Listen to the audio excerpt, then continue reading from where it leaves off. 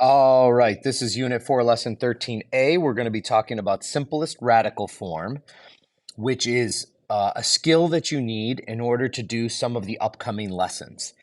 Let's take a look at some of these radical expressions. We have the square root of 50.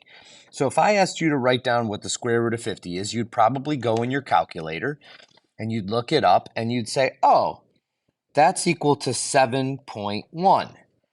And I might say to you, that's not accurate enough. You rounded to the nearest tenth. Let's try to be more accurate. So on the next one, square root of 112, you might say, oh, that's 10.58. And I would go, that's not really accurate enough. Let's see if we can be more accurate than that. So on the third one, the square root of 125, maybe you would say, well, that's 11.18. And I would say, we're still not accurate enough because every single time you're rounding. The trouble with taking the square root of non-perfect square numbers is that their square roots are irrational, which means they don't end and they don't repeat, which means any single decimal that you write down is not an exact answer because you had to round it.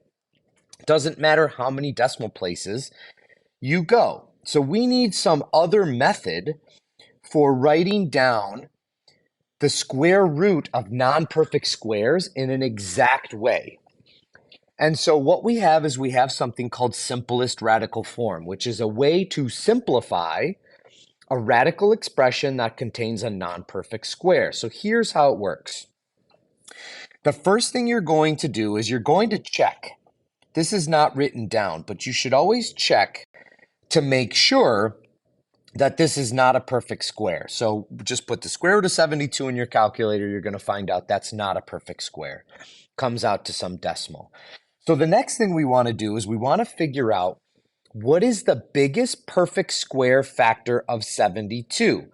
So remember, our perfect squares are numbers like 1, 4, 9, 25, 36, 49, 64, 81, 100, ...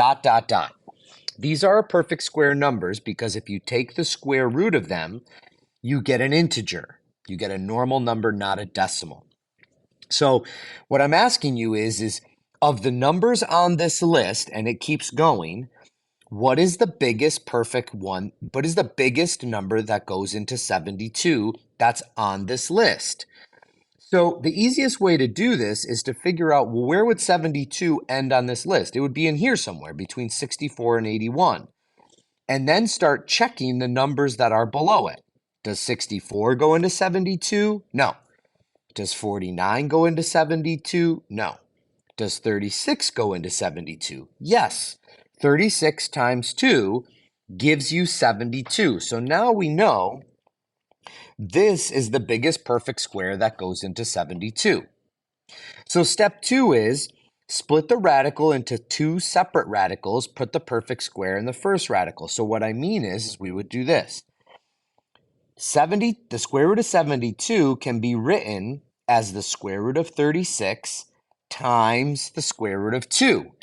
Why? Because 36 times 2 gives us 72. Okay, so that means now what I can do is the step 3 is just simplify the perfect square radical. So what's the square root of 36? It's 6. And then I just write the radical 2. If you put the square root of 72 in your calculator, and then you put the 6 radical 2 in your calculator, you're going to see that these are exactly the same. This is what we call simplest radical form. So let's go ahead and try these next 3. And I want you to pause the video and try all 3 and see what you come up with. And I'm going to do the same thing. And let's see if we come up with the same thing. Follow the steps. Okay, so here's what I got. I got, for the radical 50, I broke that down into radical 25 and radical 2, which gave me 5 radical 2.